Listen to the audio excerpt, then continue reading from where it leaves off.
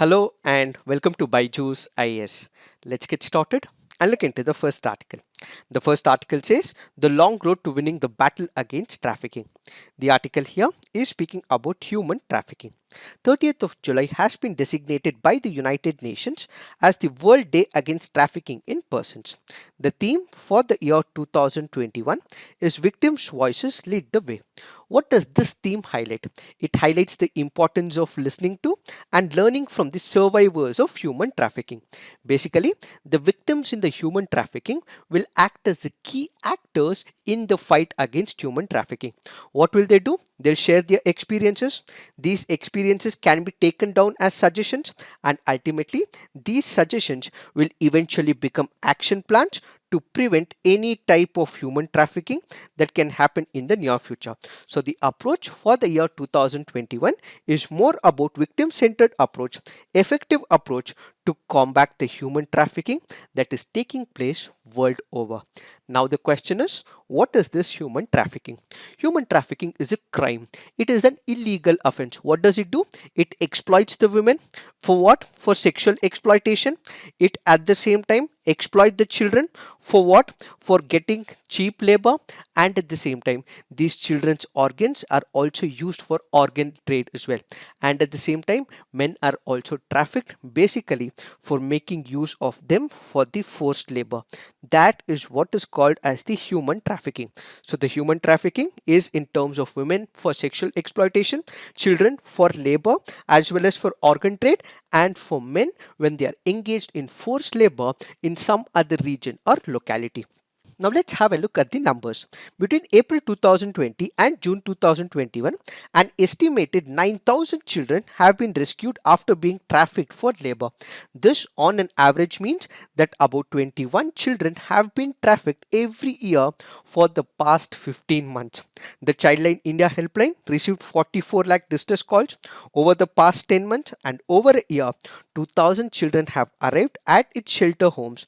800 have been rescued from hazardous working conditions. Looking at all these numbers, what can we say? Why is that it has been increasing over the past few months? Why is that these numbers have seen a constant increase, especially during the COVID-19? That is because of couple of reasons. The main reason is because most of the owners, let's say the hotels or some of the organizations or the informal sector, employed the child. Why is that they were employed? Because of the cheap labor. When children are employed, what you have to pay them is very less. If you are recruiting an adult, you may have to pay around 300 to 500, but if it is a child who is recruited, it means that the owner of this particular institution will pay very less, and at the same time he may also get more work from this particular child. So the first major problem is that during the COVID-19, there might have been owners who would have faced a lot of losses because they had to shut their services, and as a result, employing these children for a cheap labor will mean that they would be able to recollect their losses. That is the first thing. Followed by this, when you look into this particular period, there might have been children who would have lost their parents, and at the same time there might have been parents as well who were not able to get work as well. To compensate this, they had to push their children into the child market. So what is happening here? The parents have lost their jobs, and at the same time few children might have also lost their parents, which means they have to fend for themselves. They cannot keep their hungry stomachs. As a result, they had to engage in jobs, they had to engage in the market, and ultimately these owners exploited them for the cheap labor. It also means that when you're recruiting an adult, you may have to pay the minimum wages, but that is not the same with the child, because the child does not know much about the word. What is the minimum wage? So an adult can fight with the owner, but that cannot happen with the child, which is why for the past few months, especially during the COVID-19, what we have seen is increasing cases of child labor. That is the first point. The second point that we have to focus is on the child marriages. There have have been examples from multiple states. Let's take the example of Madhya Pradesh. There were about 391 child marriages which were stopped in the month of April to May 2021. 726 child marriages were prevented in Odisha during January and May 2021. All this means there is continuity of the child marriages, which is again illegal in India. Basically, the children were not being taken care by their parents, and they also believed that the girl is a liability in few cases because she has to go to another person's family. So why take care of this child is an apprehension, is a patriarchal mindset that is persisting in the society. As a result, what we see is increasing cases of child marriages during the period of COVID-19. This also means that we have failed to have a check and balances. There are myriad laws that are present in India.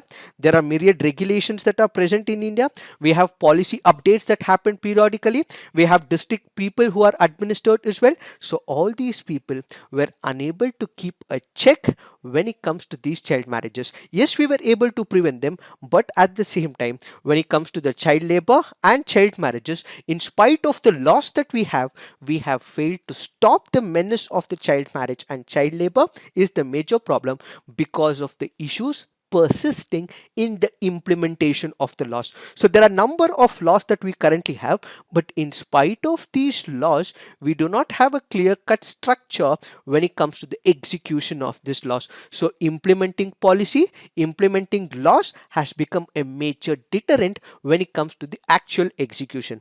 Followed by this, we have the cyber trafficking issue as well. What is this cyber trafficking? As we have discussed during the COVID-19, many people lost their jobs. They were sitting at homes as well. They were frustrated what could happen to their lives, and this is a major cause of concern. Livelihood is very important, mind you. So what do these people do? They enter on the social media platforms. They also start looking for the jobs as well. But there are few traffickers who made use of this social media, recruited few people different from the locality that they are present. Let's say hypothetically there is a situation. Let's say there is a girl or a boy or there is a child who is present in a remote corner of India, or let's say that particular person is present in a village. So what will this person do? He might have seen that there is a particular job which is paying him a hefty amount. So without even realizing that this is a trap, they might enter a city area where a person from, let's say, Uttar Pradesh or from Bihar or from any state of India might have entered into this particular platform, might have moved to a different locality. They don't know the regional language itself. They don't know how it works. They're not able to communicate back to their parents or to the known ones back in their domestic circles, which means they are being exploited in that particular region. It is not only that, it also happens in the international circles as well. Let's say, for example, a person from India goes to West Asia. What would he do? He would not be in contact with any of his people in the domestic circles, that is in India. So he goes to West Asia. His passport will be immediately captured. Then he is asked to do abysmal work as well. That is the problem, where these people do not understand what is happening at the root level, what is happening at the core level, and ultimately land up in troubled roots as well. So the problem that we have to understand is that there is excessive cyber trafficking. They are luring people because of the livelihood means and mechanisms, and ultimately fall trap to the false jobs which they were not supposed to. And in most of the cases, women can also get sexually exploited as well, and children can also work for them, where there is no respect for human rights whatsoever. In fact, the United Nations Office on Drug and Crime has also said that these people have been putting them on advertising, and they've also confirmed that this has been persisting for quite a long time by making use of the tactics of cyber trafficking. These are some of the reasons why the numbers have spiked during the COVID-19. So what are the institutional issues? Why is this persisting? This is not only during the COVID-19, it might also be during the normal times as well. Why is this persisting? That is because the government of India recently has admitted in the parliament that they do not have the national level data when it comes to the cyber trafficking. So how many people are cyber trafficked? What is happening with respect to the people? The data is not present with respect to this. So it means that when you do not have enough data, you would not be able to take actions against these cyber traffickers. Followed by this, in most of the cases, prosecution of the cyber crimes does not happen because you do not have the data, because you do not have the technology, because you do not have people who would be able to stop this particular menace. So the implementational flaws continue to persist in the institutional hierarchy. In fact, because of all these issues, India is classified according to US Department of State as tier 2 country in its report on global human trafficking. What is this tier 2 country? It means there is persistence of human trafficking that is in India. Steps have been taken, but these steps are not enough to prevent the human trafficking. So India is currently put under a watch list of tier 2 country as it is still not able to prevent the human trafficking. And most of all, as we have initially discussed, the lack of implementation of the laws is the major problem. In order to overcome this particular issue of implementation of laws when it comes to human trafficking, the government of India came up with one of the forces called as the Anti-Human Trafficking Unit. What is this Anti-Human Trafficking Unit? This is one of the authorities or the bodies which would help in law enforcement. It will also help in coordinating with those units which care and provide the rehabilitation for the women. So what is happening here? It is not only about law enforcement, but it also coordinates with all those agencies where the women and children will be taken care of. So rehabilitation program, compensation program will ideally have to be administered by this particular authority. They do not provide it directly, but instead they coordinate with such authorities and make sure that the women get all the rehabilitation assistance. But unfortunately, when this particular authority or this unit was established, they told in the year 2010 that they would set up as many as 330 AHTUs. But in a RTI response in the year 2020, only 225 AHTUs were designated, which means on one side we promised to come up with laws, on one side we promised to come up with executive authorities, but we have failed in the implementation of the laws and at the same time failed when it comes to the executive authority as well. So the major problem that we face is the implementation of laws that is not in picture. And at the same time, what happens is, let's say for example, the human traffickers are caught.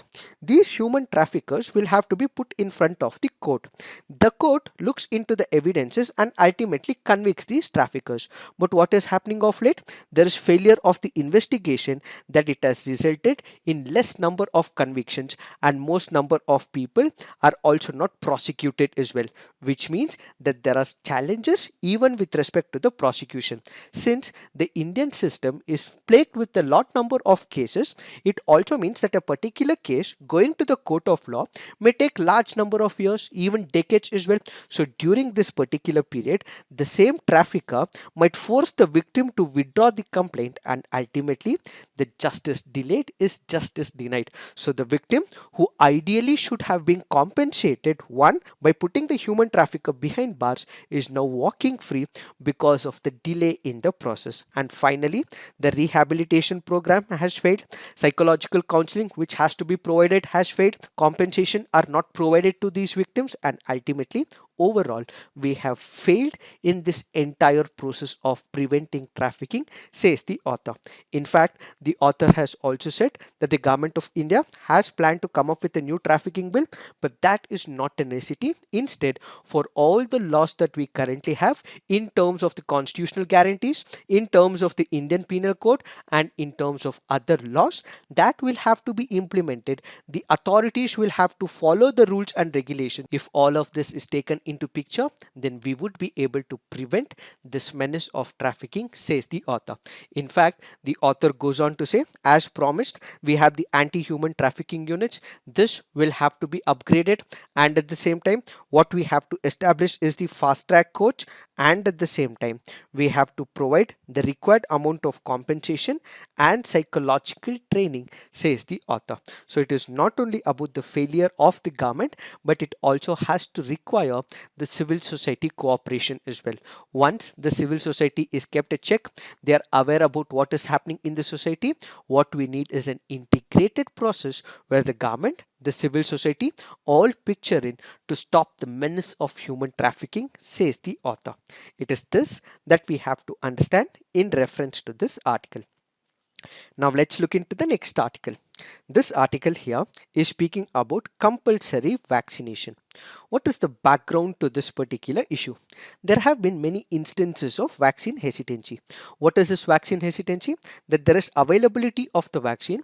The government says that we are ready to give the vaccine in spite of it not having any side effects whatsoever, with a fear and phobia and apprehension that this might have some negative consequences on their body. People stop taking the vaccines. That is what is called as vaccine hesitancy. What is happening in Meghalaya? Large number of people are vaccine hesitant, which means they are not ready to take the vaccines. People have been asked to take, they have been given all the protruding encouragement steps as well. In spite of it, they were not ready to take the vaccines, which is where the government of Meghalaya issued an order. According to this order, it said that all the shopkeepers, local taxi drivers and others who are to go into the business and conduct their economic activity will have to first get the COVID-19 vaccines, which is why this particular issue goes to the court of law. So the High Court in the Registrar General versus the state of Meghalaya has clearly said that the state government's order is violative of the right to privacy, personal liberty as well as livelihood. So what did the Meghalaya High Court say? The Meghalaya High Court said clearly that in case there is a particular person, if he is not ready to take these vaccines, the state government cannot coerce that person. The state government cannot force that person, as if he is forced, this would be a violation of right to privacy, body autonomy, personal liberty and that of the livelihood, says the Meghalaya High Court. How is that it is a violation of right to privacy? According to Meghalaya High Court, it goes on to say that every person has a right to take a vaccine or not on the basis of his own priority. He has the body autonomy. He has the right to take that vaccine or not because it is his body. He has the right to take it or reject it, which is why the Meghalaya High Court says that this is against the right to privacy. How? Because it is that person's body, whether he has to take the vaccine, whether he has to take the medicine, is left to that person and that cannot be forced by the government order, says the Meghalaya High Court. In case the person is not allowed to work because he is not administered with vaccine, it means his livelihood will also come under trouble and as a result he may face economic poverty, says the Meghalaya High Court. Added to this, as of now, there is no legal mandate for the mandatory vaccination. What does this mean? In fact, the central government in the previous instances has also classified that when it comes to the COVID-19, it is voluntary and it is not compulsory. So this High Court here has based its arguments, has delivered this observation on the basis of two parameters. One, it is violating the right to privacy as enshrined under Article 21. It could be a problem to the livelihood, and at the same time the central government has clearly classified that administration or taking the vaccine of the COVID-19 is a voluntary initiative, and if the state government is coming up with a compulsory move, this is not right, says the Meghalaya High Court. Now the question is, can the government go ahead with compulsory vaccination? The author here says that the government should be able to go ahead with the compulsory vaccination and gives some of the arguments to substantiate the claim. What are these? One, we have the Vaccination Act of 1890. It allowed the government to provide smallpox vaccination among the children in selected areas, which meant that they had to be compulsorily vaccinated.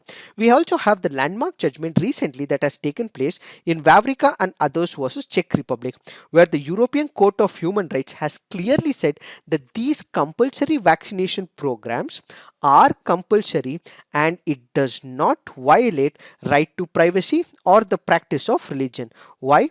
Because the larger picture of general interest of the public comes into picture. Because vaccines are administered, it means that that particular person will not be susceptible to the COVID-19 in the near future. So it is not going to have any repercussions whatsoever to right to privacy or to the practice of religion. In fact, when you look into the right to life and privacy, this right right is also not absolute.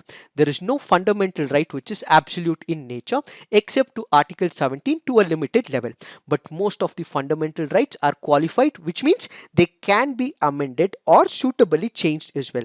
So the author here goes on to say that since these people who are not taking the vaccines, if their vaccines are not taken, there might be mutation of the virus that can take place, and ultimately we would not be able to eradicate the COVID-19. So the author is insisting that there has to be compulsory vaccination so that we can prevent the spread of the COVID virus, and at the same time we can prevent the mutation as well. The author also substantiate by quoting in Justice Puttaswamy versus the Union of India judgment. What does this judgment say? According to this judgment, restriction can be imposed on privacy if there is a law. Do we have a law right now? Yes, we do have the Epidemic Diseases Act of 1897. According to this, the state government would be able to make regulations. So the author says, making use of these laws and regulations, the state government would be able to impose restrictions on the privacy. So the Meghalaya High Court, which had said that this is a right to privacy issue, will not surface because Justice Puttaswamy versus the Union of India has said that if there is a law, there can be restrictions on the privacy, says the first argument. Followed by this, the same Justice Puttaswamy judgment also laid that there has to be a legitimate aim.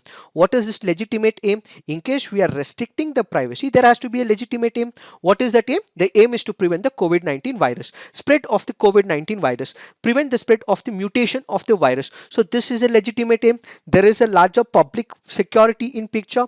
There is a larger public health in picture. So privacy's restriction will not come into picture because we have a legitimate aim, and the aim is to prevent the COVID-19.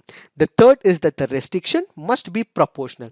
What do we mean by it? If these people are not administered with the vaccine, will they not spread? They still will spread, right? So what this means is that there is a restriction, that this restriction is in a legitimate way, which is why compulsory vaccination can be taken by the government of India. In fact, in the earlier instances as well, for the eradication of smallpox and polio, we did come up with the compulsory vaccination moves as well. So why is that we are stopping ourselves right now when we know that the second wave killed many people and the third wave may also have disastrous consequences? So coming up with compulsory vaccination is not wrong, says the author. And at the same time, vaccines are also powerful.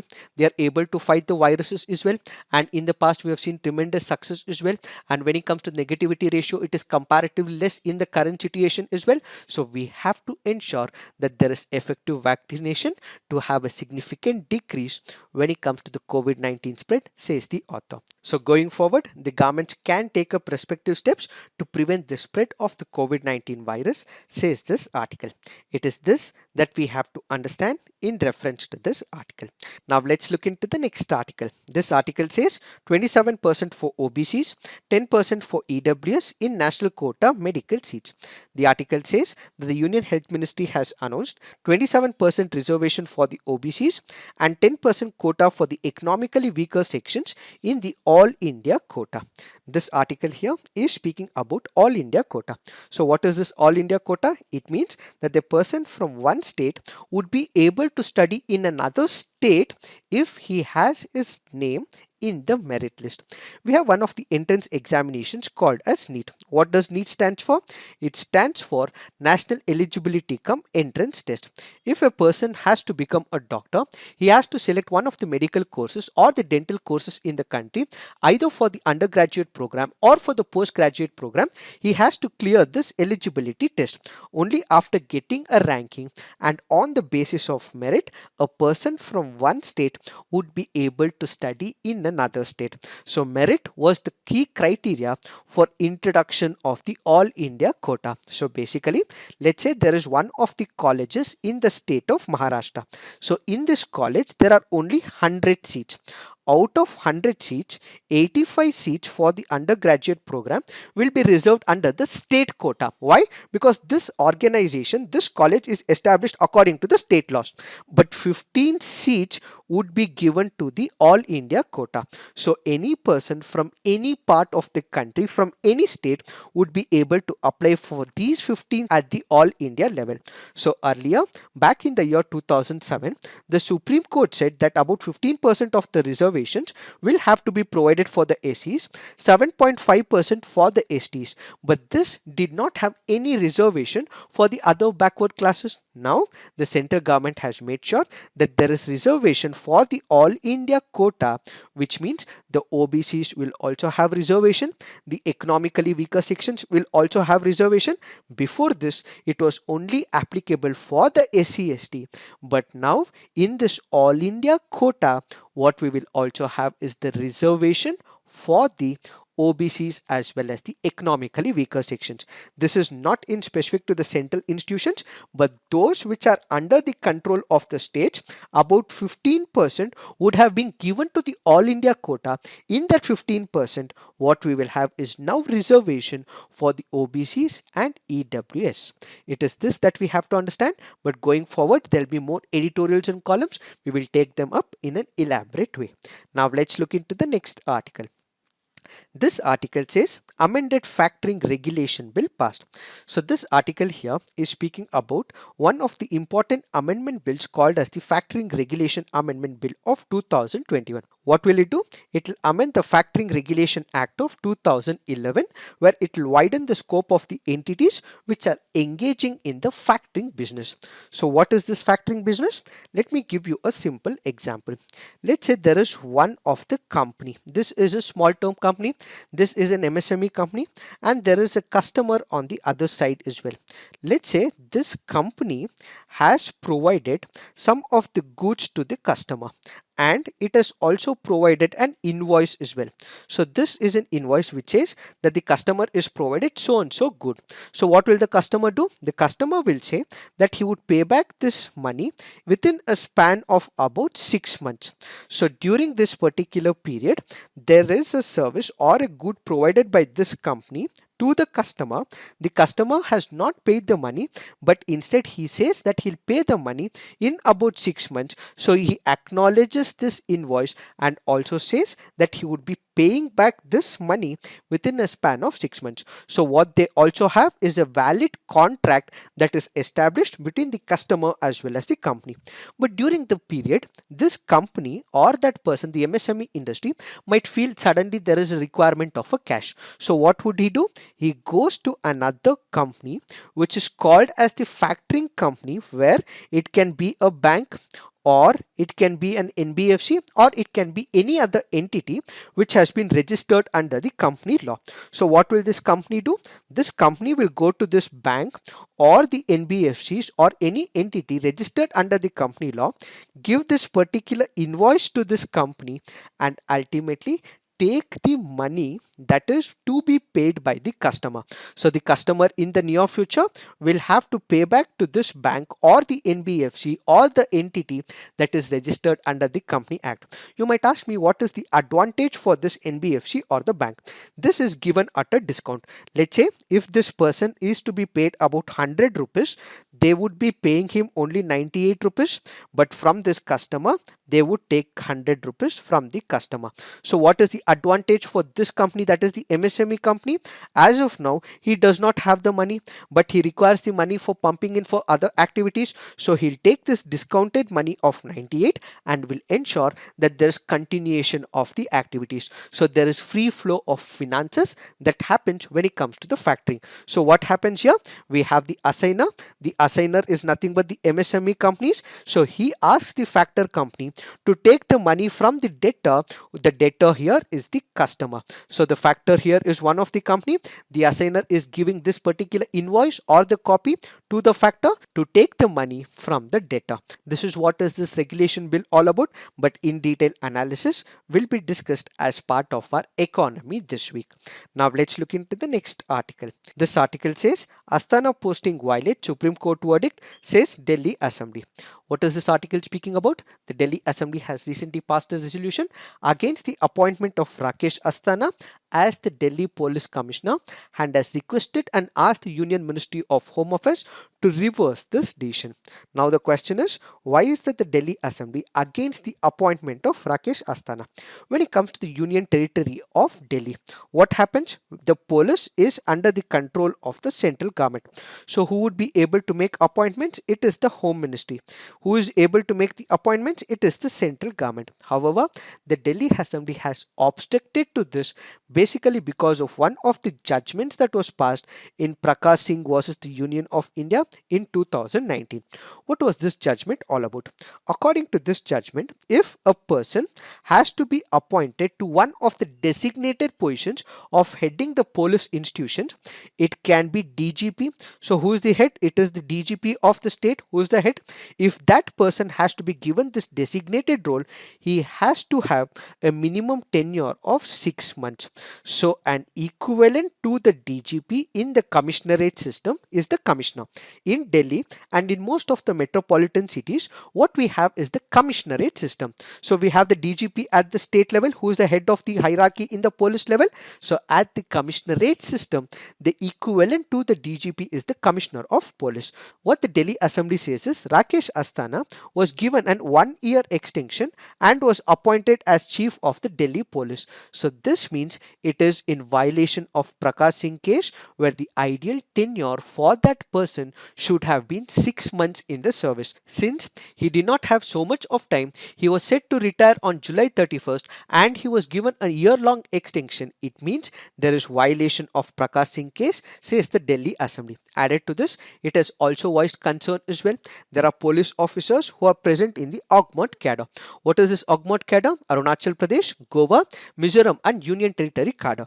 There might have been police officers who would have worked really hard as well. They would be expecting that they could become the commissioners. Why is that a Gujarat cadre IPS officer is currently being posted in Delhi is another question asked by the Delhi Assembly. So which is why it says that it is a violation of the Prakash Singh versus the Union of India case. It is this that we have to understand in reference to this article. Now let's look into the mains practice question. Despite laws criminalizing human trafficking, child labor and sexual exploitation continue unabated. Discuss the possible reasons and suggest remedial measures. Next question. Should states in India adopt compulsory vaccination policy for the greater good? Critically examine.